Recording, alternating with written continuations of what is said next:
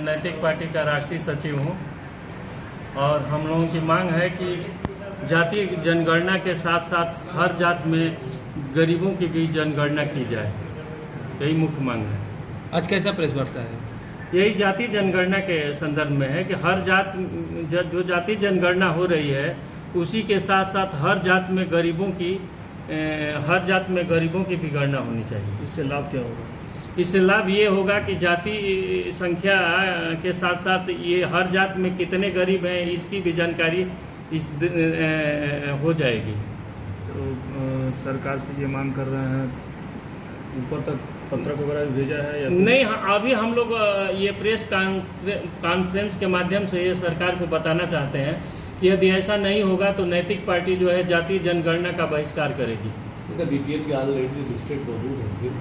नहीं, बीपीएल नहीं, गरीबी के आधार पर हर जात में कितने गरीब हैं इसकी संख्या मालूम होनी चाहिए, तभी आरक्षण की जो मंशा है उस हिसाब से उसको लागू कराने में हर वर्ग के हर जात के लोगों को लाभ मिलेगा। ये सामाजिक न्याय पर जो नेता जो हैं ये समाज को केवल ठगने का काम कर रहे हैं। जातीय जनगणना से कुछ होने वाला नहीं है, वो जात के नेता पैदा करने का एक षड्यंत्र है। जातीय जनगणना के साथ साथ हर जात में गरीबों की जब तक जनगणना नहीं की जाएगी तब तक वो जिसका हक मिलना चाहिए नहीं मिलेगा। नैतिक पार्टी तो ये चाहती है कि जाति जो है आवंटन किया जाए ताकि आरक्षण की जो मूल मंशा है लोक कल्याण उसको पूरा किया जा सके। इस तरह की जातीय व्यवस्था से हजारों साल भी अगर ये आरक्षण चलेगा तो आरक्षण की जो मंशा है वो पूरा नहीं हो पाएगी और नेता इस पर गंदी राजनीति करेंगे। अच्छा, आरक्षण का पहले जातीय आधार पर जो आरक्षण है उसमें लोग आरक्षण पाके मुख्यमंत्री, रक्षा मंत्री, प्रधानमंत्री तक पहुंच जा रहे हैं और उसके बाद भी उसको नहीं छोड़ रहे हैं, इस पर क्या कहेंगे? नहीं तो ये होना चाहिए ना, आरक्षण का जो एक बार लाभ पा चुका उसको आरक्षण नहीं मिलना चाहिए। और यही दुर्भाग्य है कि जातीय आरक्षण के तहत जो आरक्षण पा चुका है वो फिर आरक्षण पाने के लिए ललायित है और पीछे लोग लाइन लगा करके बैठे हैं आरक्षण के लिए, आरक्षण चिल्ला रहे हैं और लेकिन उनको नहीं मिल रहा है। तो नैतिक पार्टी समस्याओं पर राजनीति नहीं करती है बल्कि समस्या निदान करने की राजनीति करती है और समस्या निदान करने के लिए संघर्ष कर रही है। नैतिक पार्टी हिंदुस्तान की पहली पार्टी है जो जन जन के कल्याण के लिए लड़ रही है और संविधान को गीता और कुरान जैसे मानती है और सम्मान करती है। नैतिक पार्टी संवैधानिक नैतिकता को हर हाल में लागू कराएगी, इसके लिए नैतिक पार्टी वचनबद्ध है। आज हर नेताओं के मुंह से संविधान और बाबा साहब की बात आ रही है, लेकिन दुख की बात है कि आज तक जो संविधान में जो सबसे बड़ा आदर्श है गांव स्वशासित हो, इसको आज तक लागू नहीं किया गया। जैसे केंद्र में सरकार चल रही है, राज्य में सरकार चल रही है, जैसे केंद्र में विभाग है, राज्य में विभाग है, वित्त है, वैसे सेम टू सेम गांव में भी सरकार की व्यवस्था है।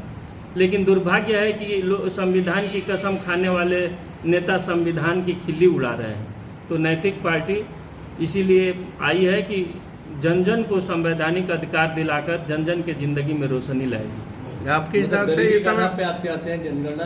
नहीं, गरीबी के आधार पर नहीं, गरीबों की जनगणना हम लोग चाहते हैं कि जातीय जनगणना के साथ साथ गरीबों की भी जनगणना हो, हर जात में गरीबों की जनगणना हो ताकि जाति संख्या मालूम हो और साथ साथ ये भी मालूम हो जाए कि हर जात में किन किन जात में कितने कितने गरीब हैं, ये भी मालूम होना चाहिए।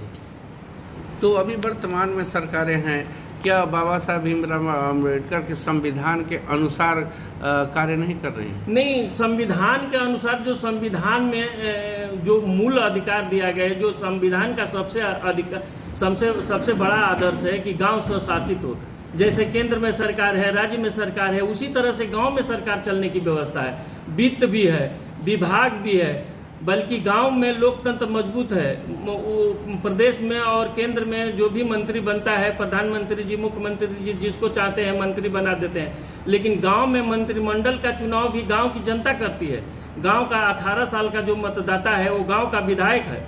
इतना बड़ा अधिकार है, अगर इसको लागू कर दिया जाए तो फिर देश में किसी चीज़ की ज़रूरतें नहीं पड़ेगी, न गरीबी रहेगी, न बेरोजगारी रहेगी, न अत्याचार होगा, न न्याय होगा, न भ्रष्टाचार होगा। लेकिन मात्र इसका दो ही कारण है। नेता सोच रहे हैं कि यदि गांव में गांव की सरकार बन जाएगी तो किस पर राज करेंगे, और दूसरा कारण ये है कि अगर गांव सरकार बन गई तो किसको लूटेंगे। इसीलिए संविधान का जो सबसे बड़ा अधिकार है उसको लागू नहीं किया जा रहा है। हिंदुस्तान की पहली पार्टी नैतिक पार्टी है जो इस लड़ाई को लड़ रही है और इस लड़ाई को जीतेगी, क्योंकि वो संविधान में है। ये सपना नहीं है, नहीं कल्पना है, ये संविधान में है। तो मैं तो ये कहूँगा कि अगर जो भी नेता जिस किसी पार्टी के नेता का अगर संविधान में रति भर भी विश्वास हो तो गांव सरकार लागू करके दिखाए, अन्यथा उसको गांव की जनता से वोट मांगने का कोई राइट नहीं है। क्योंकि गांव की जनता अपने अधिकार को समझ नहीं पा रही है, इस लाते नेताओं के पीछे पीछे घूम करके छोटे छोटे समस्याओं के निदान के लिए पीछे पीछे गिड़गिड़ा रही है।